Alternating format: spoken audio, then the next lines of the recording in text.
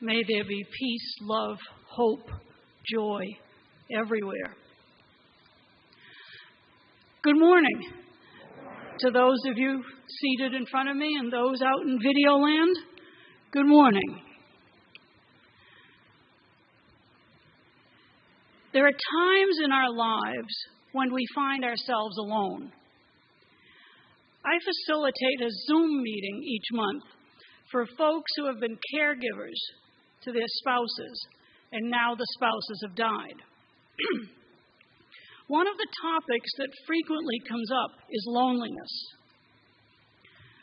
For me, solace, comfort, and consolation come through Scripture, the Bible, especially the New Testament, because that's my orientation. But for others, and at times for myself too, there is poetry, music, dance, art, and other pursuits like fishing and athletics. I too like music, although I've not played an instrument in many decades. I do attend orchestra concerts and get enraptured with the music. I enjoy reading poetry, and I get insights looking at great works of art. But for me, the orientation is the Bible. I will be using some references to those writings as I go along this morning. I requested that you have a copy of Psalm 69 in your material. Now, we're not going to read it, study it, discuss it, or even reference it very much.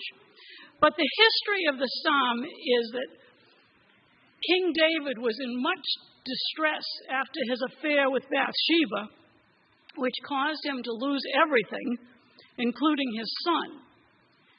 It was his unfaithfulness that led him to wonder why. And oftentimes disastrous things happen to us, and our first question is, why me? Well, Psalm 69 is David's approach to that question. For some odd reason, it's my favorite psalm. When I'm in a negative place, reading the psalm always makes me feel better. And I'm not sure what that says about me. Because it's the first couple of verses, "Save me, O God, for the waters have come up to my neck. I sink in deep mire, there was no foothold. And I have come into deep waters, and the flood sweeps over me." And it goes on and on and on about his crying and so forth. I'm an only child, so being by myself and doing things is not foreign to me. I don't mind going to events alone. I'm happy to sit in a quiet place and read or sew or even travel alone. I live by myself, and I don't mind it at all. I do have friends, though. In fact, I cherish this experience of being by myself. So this morning we're going to explore the idea of being alone versus being lonely. The circumstances of life often leave us wondering how we are. We can be in a crowd or with friends or with family and feel lonely.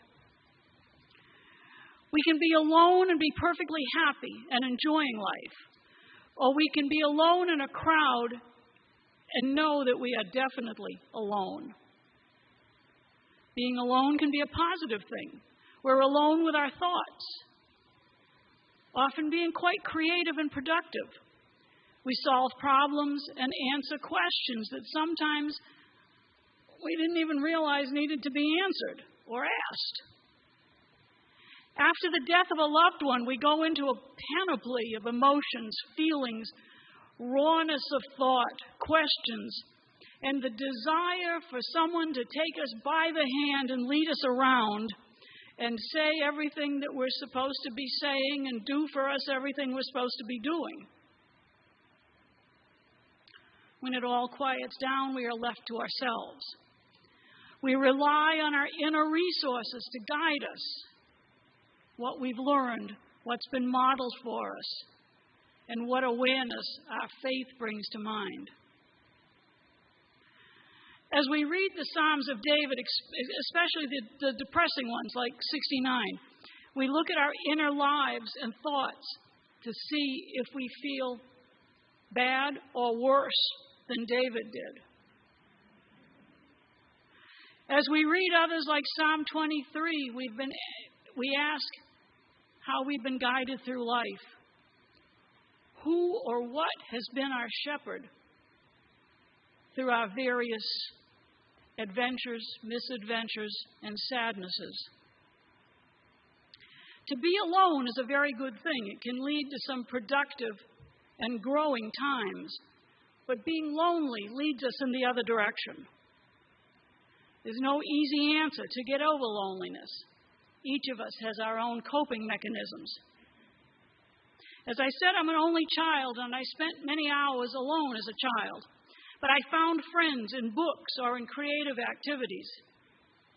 I enjoy traveling alone to go where I want and do what I want. I have girlfriends, but we don't get together all that often. I have a significant other, and we do get together often. I live alone, and again, that allows me a certain type of freedom that fits my personality. I belong to various groups. In fact, I was invited here today because one of your members heard me speak at the American Association of University Women. I attend church, occasionally go to movies, or go out to eat. I enjoy particularly watching baseball and hockey on TV. And sometimes while doing so, I will work on a craft project. Basically, I'm happy. But that's me.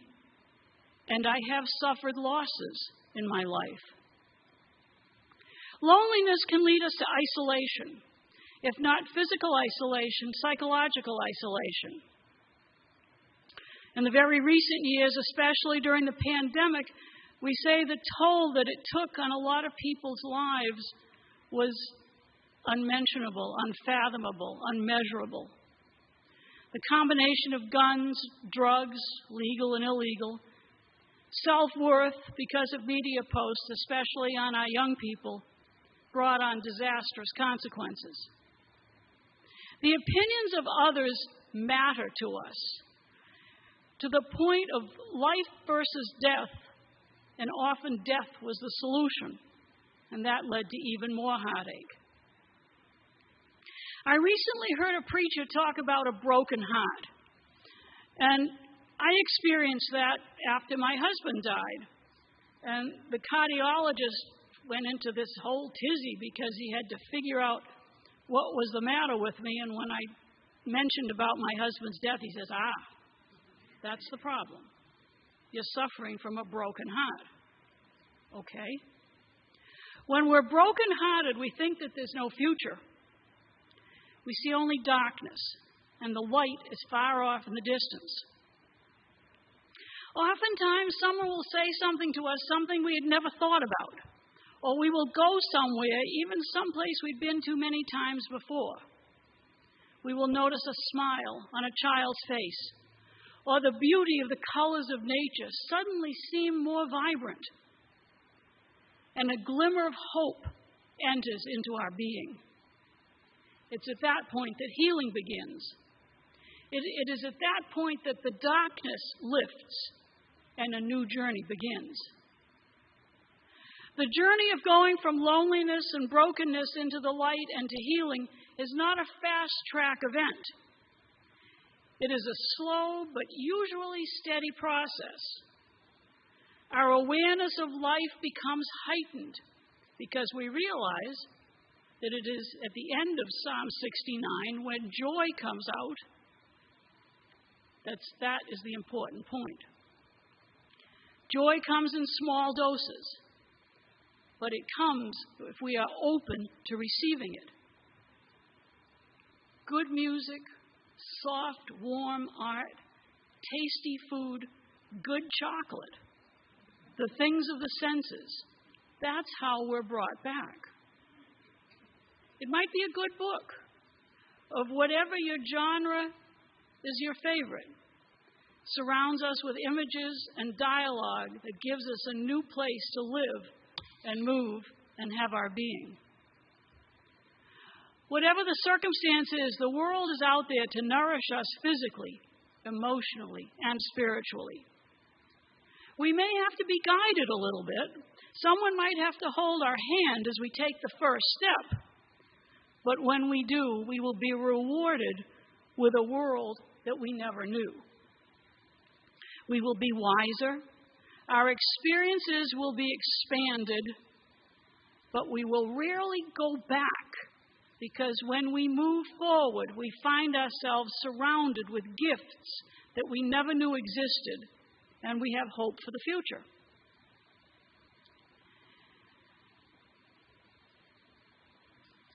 When we separate ourselves from segments of the population, we miss out on opportunities for friendship and creativity. When our prejudices for race, color, gender get in the way of our daily lives, we risk much. We develop ideas about people whom we don't even know, about groups who are different from us, and we create an artificial world which is only of our liking, perhaps a world where we feel safe and don't have to question anything or dialogue about anything. In the early days of the migrations of Europeans to America, the people lived in neighborhoods of their own group, where language and customs were familiar. Gradually, over the decades, things changed because the young people met in groups at school, and they met folks who were not from their area. They learned about each other. They were introduced to the food of each other's group, and friendships developed. Conversation grew, and life flourished. They knew who they were, but they became accepting of others. Under the old way, there was name-calling. We had ways of talking about each other which was less than flattering. But throughout the years, as the neighborhoods became integrated, the name-calling stopped. All that had to do with nationalities and feelings of inferiority more than anything else. Then came the 60s, and the world turned upside down and is yet to be righted. Growing up in a white Roman Catholic neighborhood in Boston, everybody got along until the landscape changed, and I mean both physically and in every other way. The city built a project. Now, for those of you who aren't from Boston or Philadelphia or New York, you may not know what a project is, but now we call it affordable housing. They built a project right across the main street from where we lived.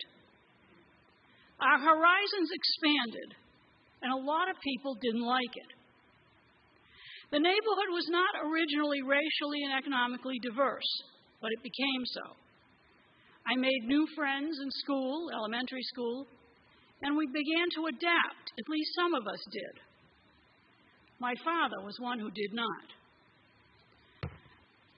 Every evening, he and his buddies would go up to the local Burger King, and at least from him, the racial epithets would fly loudly and frequently, until one day the African-American kids from the project had enough and beat him up and robbed him. The police did virtually nothing, and life went on.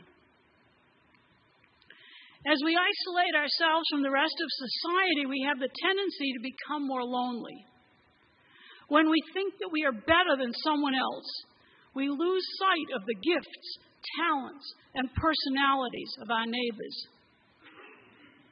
Just as in recent days of writing this, several creative, wonderful, talented children were hurt or killed because they were perceived as being different, and lives were changed, and not for the better. I went to a high school, a public school, Boston Public Schools, but it was a strongly academic school. The curriculum was Latin, English, math, history, science, foreign language, with gym and music thrown in. That was the curriculum for all 6 years, grades 7 through 12. We used to joke that the women in the Framingham Women's Prison had more freedom than we did. There was lots of work, little free time, but the experience of a lifetime that molded us to be the people who we are today. If I had not gone to that school, I never would have made it through the ordination process in the Episcopal Church. We, the students, came from all over the city, every neighborhood, every section, racially diverse, ethnically diverse, and we had one goal in mind: to learn as much as we could and get into a good college. We were friends, fellow warriors, teammates, but most of all, companions on a journey. We were one, the student body of Girls Latin School. The only barrier was us versus the curriculum, and we were there to win. Today's discussions are more complex because we bring in not only race, but gender issues, and those things that are at the core of our being. To me, it looks like censorship is back, freedom of speech is waning. Society as a whole is transitioning to one of great distrust. We look at each other askance. We shoot before we ask questions. When we look to be with people who look just like me, as a friend of mine says, we become isolated, suspicious, sad, lonely, because it is getting harder and harder to be in a group that looks just like me. The only solution, I think, is to learn about each other, our histories, our struggles, our desires, our strengths, and the weaknesses of all of us. I think that we can create our own loneliness if we're not careful. When we make a conscious decision to be alone and isolated, then we have to figure out how to deal with the loneliness, staying within our very narrow parameters, if we're going to be true to ourselves and our prejudices. We are evolving as individuals when the subject of gender orientation and authenticity enter the foreground. Things really become heated. Our fears take over, our prejudices abound, and our ears become stopped up. We close our eyes to the reality of life, the reality of the lives of friends and family who are questioning and discerning. Who are we as individuals cannot be legislated. We are human beings, children of God, created in the image of God. We are the same. We eat, we sleep, we bleed, we work, we think. Sometimes adjustments have to be made to lives that are suffering. We have the technology, the medical and physical knowledge, psychological knowledge, and the experts who can give life the richness that it deserves. And yet we allow politics and politicians to intervene, legislate, and ultimately allow punishment when we just want to be our authentic selves. Isolation results, loneliness enters the picture, and joy disappears, and lives are changed forever.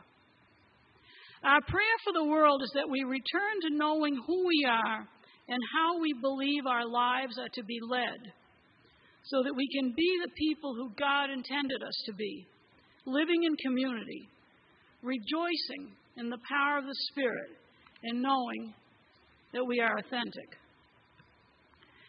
As Americans, we take freedom for granted, and we think about it seriously. In politics, the word freedom is used frequently. We remember the Boston Tea Party. We discuss the pros and cons of the Civil War and all that stood for.